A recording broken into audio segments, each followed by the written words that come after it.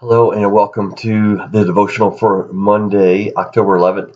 This devotional is a little different than what you might be used to, and I encourage you to check it out. And it's a great story of inspiration. What happens when the church is the church? And so I want to read from Matthew 25, starting at verse 31. When Jesus finally arrives, we talk about the second coming, blazing in beauty and all of his angels with him. Jesus will take his place on the glorious throne. Then the nations will be arranged before him, and he will sort the people out, much as a shepherd sorts out sheep and goats, putting the sheep to his right and the goats to his left.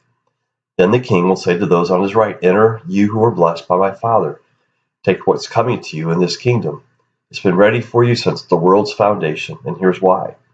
I was hungry, and you fed me. I was thirsty, and you gave me a drink. I was homeless, and you gave me a room. I was shivering, and you gave me clothes. I was sick, and you stopped to visit. I was in prison, and you came to visit me." Then those sheep are going to say, "Master, what are you talking about? When did we ever see you hungry and feed you, or thirsty and give you drink? And when did we ever see you sick or in prison and come to you?" Then the king will say, "I'm telling you the solemn truth. Whenever you did one of those things to someone overlooked or ignored, that was me. You did it to me."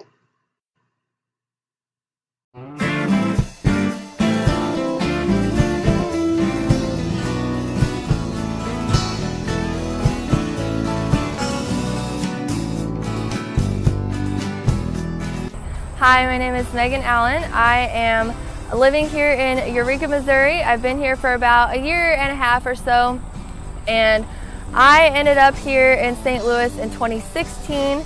I had met somebody and I moved up here trying to get away from all my problems. I had a terrible drinking problem. My mom had committed suicide in 2012 and I had started drinking really bad, and I had an encounter with Jesus Christ in 2018 where I was about to pass out, and I saw him and he told me to basically just straighten my life out. I come across Celebrate Recovery here in Eureka. I was working in Manchester at the time, and my coworker took me to the Celebrate Recovery.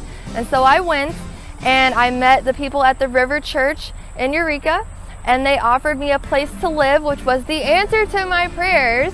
So God answered my prayer and he gave me a place to live away from that guy. So I wasn't living with him anymore. I was doing the right thing in God's eyes. I was making it right with God.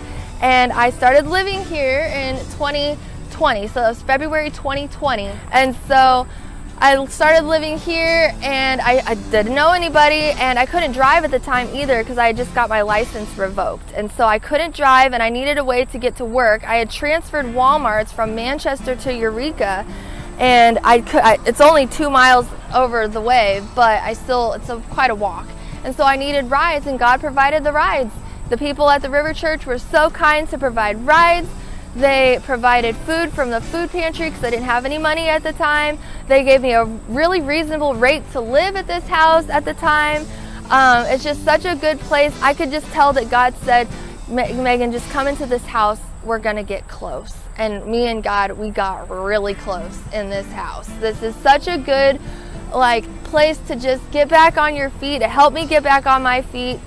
I just created all these awesome friendships here with all these people here. Everybody seemed to be gathering around me, and God was just using them to try to help get me back on my feet, on that solid foundation where he wants us all to be. So that was really awesome. And I just can't thank the River Church enough for offering that on that night in February 2020, offering me a place to live.